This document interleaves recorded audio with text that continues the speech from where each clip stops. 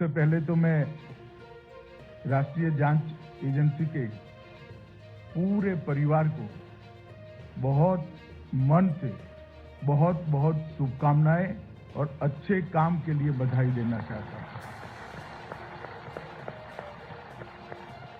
आज एनआईए दिन है। एनआईए के साथ जुड़े हुए पूरे परिवार के लिए ये बहुत महत्वपूर्ण दिन है और एक माने में गृह मंत्रालय और गृह मंत्री के लिए भी बहुत महत्वपूर्ण दिन है, क्योंकि एनआईए देश की आंतरिक सुरक्षा के लिए एक महत्वपूर्ण क्षेत्र को बहुत मुस्तैदी के साथ, चुस्तता के साथ और दक्षता के साथ न केवल संभाल रहा है, उसको आगे बढ़ाने का भी काम कर रहा है। 13 साल का कालखंड किसी संस्था के लिए तो शिशु अवस्था जैसा होता है। कोई संस्था 13 साल में अपनी साख बना ले, अपनी छवि बना ले, ये अपेक्षा करनी भी ठीक नहीं होती। परंतु मैं निश्चित रूप से देश के गृह मंत्री के नाते कह सकता हूं, एनआईए ने ये अल्प काल अवधि में भी अपनी साख भी बनाई है और दुनिया भर की एजेंसियों के बीच में अपनी छवि बनाने का काम भी बहुत अच्छे तरीके से किया है। और मैं आज पूरे एनआईए परिवार को आश्वस्त करना चाहता हूं कि नरेंद्र मोदी सरकार आतंकवाद के विरुद्ध में जीरो टॉलरेंस की नीति बनाकर आगे बढ़ रही थी।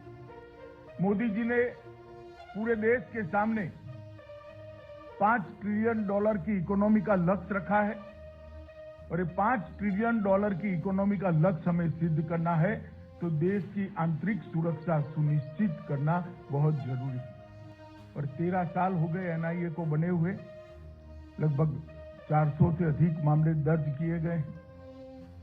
349 से ज्यादा मामलों में चालान दाखिल कर दिया गया है। लगभग 2494 अपराधियों को पकड़ा गया है। 391 को सजा दिलाने में आप सफल हुए हैं और 93.25% का दोष सिद्धि का रेशियो, 93.25% कन्विक्शन रेशियो, ये बहुत अभिनंदन के पात्र है।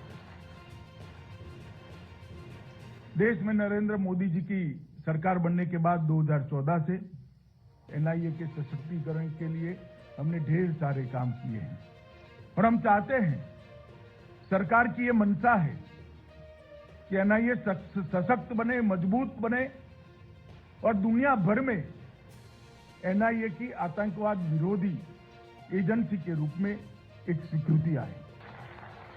घुसपैठ, विस्फोटक पदार्थ, साइबर अपराध, इसके भी अधिकार नए संशोधन में हमने एनआईए को दिए हैं।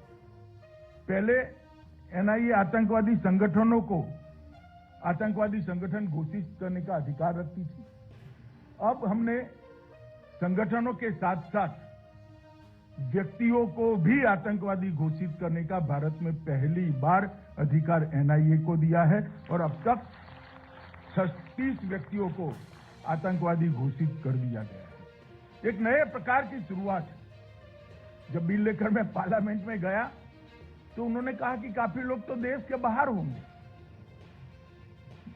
उस वक्त मैंने जवाब दिया था, देश के बाहर जरूर होंगे, जहां पर भी होंगे उनके ऊपर एनआईए का आतंकवादी ठप्पा उनके जीवन में से सहजता छीन लेगा, उनका जीवन को दुष्कर बना देगा और ये हमारा काम है। और इसलिए एक कानून का परिवर्तन लेकर हम आए हैं।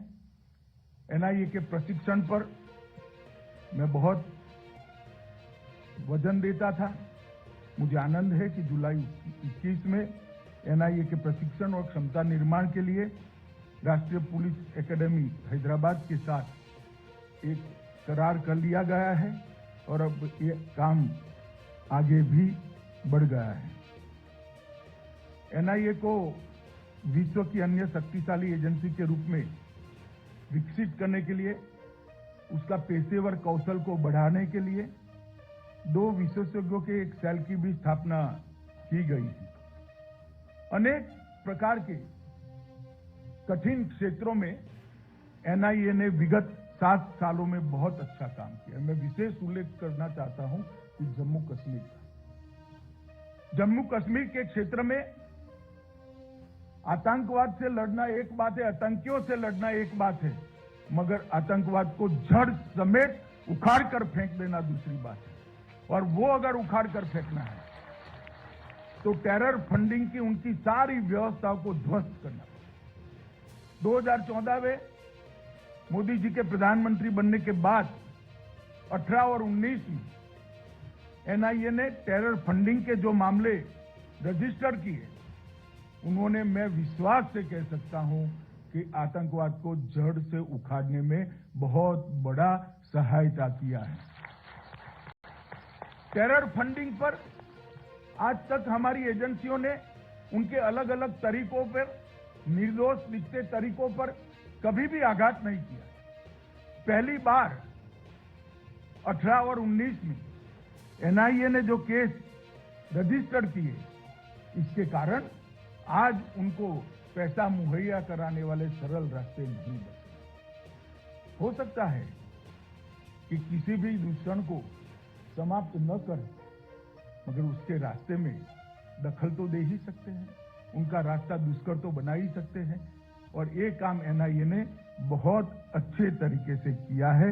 और जम्मू कश्मीर में ओवरग्राउंड वर्कर जो होते थे, उसके अभी 2021-22 में ढेर सारे केस एनआईए ने रजिस्टर किए हैं और उनके स्लीपर सेल को ध्वस्त करने में बहुत बड़ी भूमिका है। इससे उनके लॉजिस्टिक्स और हथियारों के सप्लाई दोनों पर एक कठोर आघात हुआ है। और जो आतंकवाद की मदद भी करते थे और समाज में सम्मान के साथ जीते थे, ऐसे सभी लोगों को आज अपनी पहचान एक्सपोज करने के लिए एनआईए ने मजबूर किया है और उनको कानून की अदालत में ले जाकर खड़ा किया है।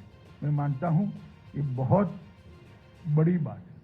वामपंथी उग्रवाद में भी, बारूद और रसद मुहैया कराने में भी एनआईए ने शुरुआत की है और विशेषकर टेरर फंडिंग के साथ साथ वामपंथी उग्रवादी संगठनों के भी फंडिंग को, इसके मूल तक पहुंचने के कुछ केस एनआईए को दिए गए। मुझे आशा है कि जम्मू कश्मीर की तरह इसमें भी बड़ी सफलता मिलेगी।